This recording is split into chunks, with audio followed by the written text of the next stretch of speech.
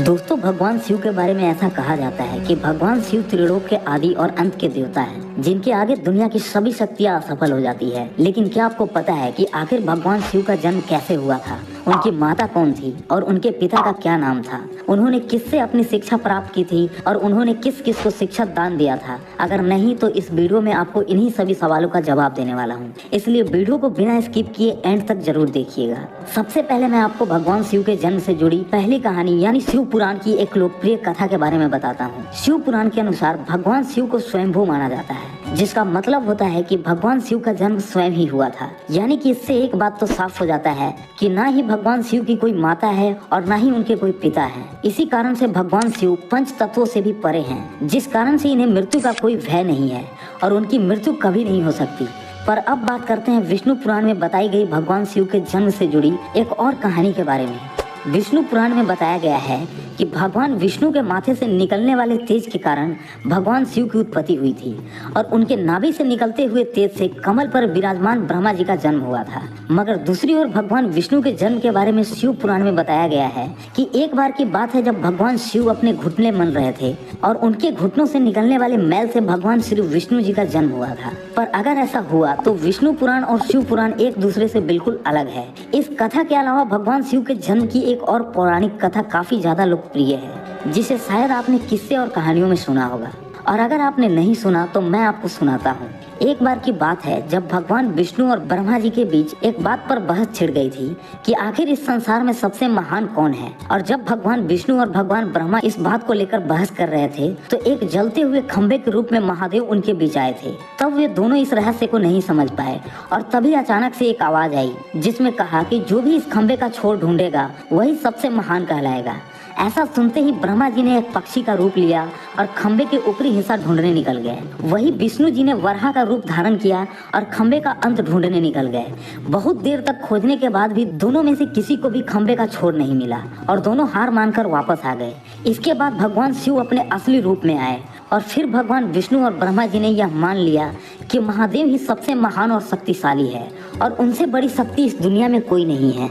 इसके साथ ही शिव पुराण में बताया गया है कि खंबा इस बात को दर्शाता है कि ना ही भगवान शिव जन्मे थे और ना ही उनका कोई अंत है, और यही कारण है कि भगवान शिव को स्वयंभू कहा जाता है। यानी भगवान शिव का अंत है ही नहीं, वो अमर है। अब हम बात करते हैं भगवान शिव से जुड़े एक ऐसे विषय के बारे में जो सबसे ज्यादा प्रसिद्ध है कि क्या भगवान ब्रह्मा भगवान शिव के पिता हैं। ये कहानी भी लोगों के बीच काफी ज्यादा प्रसिद्ध है। इसके लिए विष्णु पुराण की एक पौराणिक कथा है जिसके अनुसार जब धरती, आकाश, पाताल या यूँ समझ लीजिए कि जब पूरा यूनिवर्स पानी में डूबा हुआ था तब भगवान विष्णु के अलावा कोई भी देव या प्राणी इस संसार में नहीं था। तब केवल विष्णु ही जल की सतह पर अपनी शेष नाग पर लेटे हुए नजर आ रहे थे, जिसके बाद उनकी नाभि से कमल की डंडी पर ब्रह्मा जी प्रकट हुए। और जब भगवान ब्रह्मा और भगवान विष्णु इस यूनिवर्स से संबंधित बातें कर रहे थे तब भगवान शिव प्रकट हुए। इसके बाद भगवान ब्रह्मा ने उन्हें पहचानने से इनकार कर दिया। इस कारण से भगवान शिव रूठ गए और उनके रूठ जाने के कारण भगवान विष्णु ने उन्हें दिव्य दृष्टि प्रदान कर ब्रह्मा जी को भगवान शिव की याद दिलाई।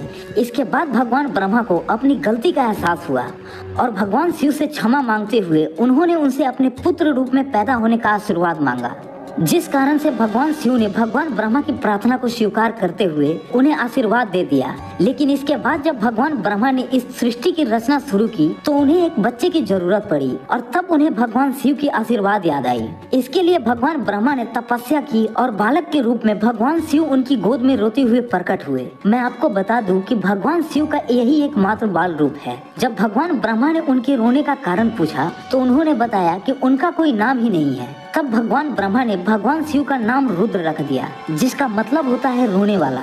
पर इसके बावजूद भी भगवान शिव चुप नहीं हुए, इसलिए ब्रह्मा ने उन्हें दूसरा नाम दिया। पर शिव को वह नाम भी पसंद नहीं आया और फिर वह चुप नहीं हुए। इस तरह से शिव को चुप करने के लिए भगवान ब्रह्मा ने भगवान शिव को 108 नाम दिए थे, जो रुद्र, शव, भाव, उग्र, पशुपति, ईशान, महादेव जैसे नाम थे। और शिव पुराण के अनुसार उनके यह नाम पृथ्वी पर लिखे गए थे। इसके बाद बात आती है श्रीमद देवी महापुराण की। तो श्रीमद देवी महापुराण में भगवान शिव की माता और पिता के बारे में बताया गया है।